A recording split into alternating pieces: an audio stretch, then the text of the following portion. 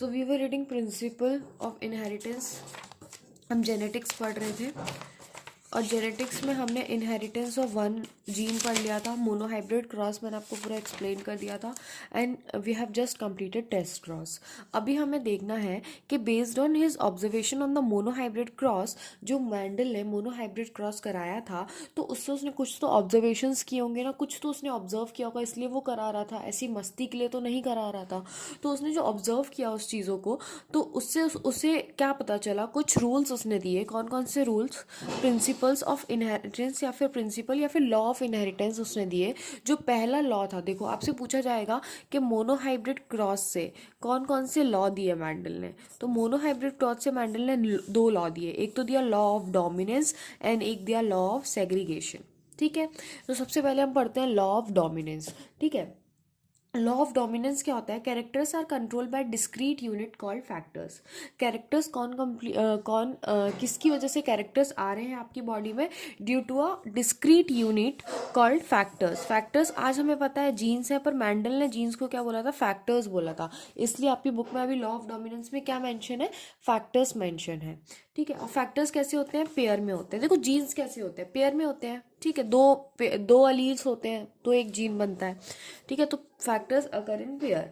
ठीक है, और यदि डिसिमिलर पेयर है फैक्टर का, जैसे एक कैपिटल टी है और एक स्मॉल टी है, ये क्या हो गया? डिसिमिलर पेयर हो गया फैक्टर का। तो उसमें क्या होगा? एक डोमिनेंट होगा ओवर अदर। हमें पता है जब एक हेटेरोजाइगोट कंडीशन आती है तो एक अलील दूसरे अलील पर डोमिनेट करता है। ओके, अब क्या बोल रहे हैं? The law of dominance is use to explain the expression of only one type of the parental character in the monohybrid cross in the F1 and the expression of both in F2। देखो जब हमने monohybrid cross कराया था, ये वाला cross कराया था, तो हमने देखा था कि हमें F1 जनरेशन जो मिली थी वो सारी की सारी टॉल मिली थी। ठीक है, तो क्यों मिली थी सारी की सारी टॉल? क्योंकि जो आपको ये जीनोटाइप मिला था F1 जनरेशन में, तो इसमें क्या हो रहा था? एक अलील दूसरे अलील पर डोमिनेट कर रहा था और इसकी वजह से आपकी जो पूरी F1 जनरेशन थी वो कैसी थी? टॉल थी। ठीक है, उसके बाद जो सेकेंड जनरेशन है उसमें क्या हुआ? उसमें आपको एक ड्वार्फ भी मिला। तो आपको पता चला कि ओके इधर क्या आ गया है? स्मॉल टी आ गया है।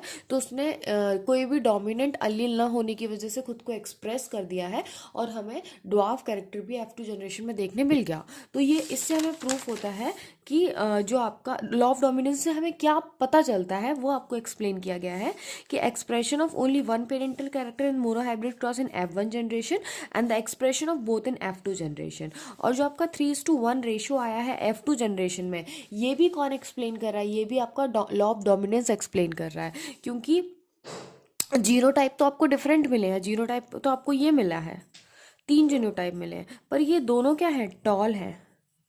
ऐसे आपको 2 मिले हैं, ये आपको, और ये आपको एक डॉफ मिला है, पर ये तीनों क्या है? टॉल है। तो 3:1 रेशियो आ गया। तो 3:1 क्यों आ रहा है? क्योंकि एक अलील दूसरे अलील पर डोमिनेट कर रहा है और एक फिनोटाइप कैरेक्टर जो दिख रहा है आपको वो सिर्फ आपको टॉल दिख रहा है। ठीक है, उसके बाद हम देखते हैं law of segregation. Law of segregation based है कि जो आपकी अलील्स हैं वो ब्लेंडिंग नहीं शो करते। ठीक है, क्योंकि जो आपकी F2 जनरेशन है उसमें आपको दोनों ही कैरेक्टर दिख जा रहे हैं।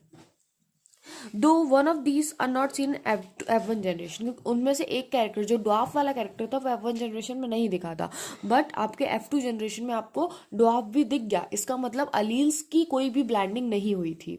दो the parents contain 2 alleles during the gamete formation, जो आपका पेरेंट है उसके पास क्या होते हैं? 2 अलील्स होते हैं, लेकिन आपके जो गैमीट्स हैं उनमें कितना अलील जाता है? सिर्फ एक ही अलील जाता है।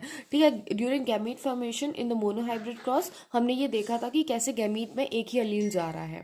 ठीक है, of course a homozygous parents, यदि कोई देखो जैसे टी और टी, यदि हम बोलेंगे ये पेरेंट है या गैमीट बनाएगा, तो एक के पास टी जाएगा एक के पास, तो दोनों ही क्या सिमिलर गैमीट बना रहा है। लेकिन हम ये इस पेरेंट को बोलेंगे गैमीट बनाने के लिए, तो एक के पास कैपिटल टी एक के पास small T.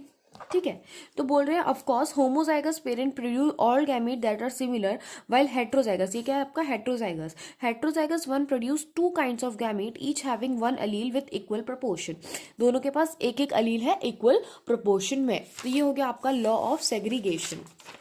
Law of segregation and law of dominance, दोनों ही किसके रिजल्ट्स को ऑब्जर्व करके दिया मेंडल ने, मोनोहाइब्रिड क्रॉस के रिजल्ट को ऑब्जर्व करके मेंडल ने ये दोनों लॉ आपको प्रपोज किए।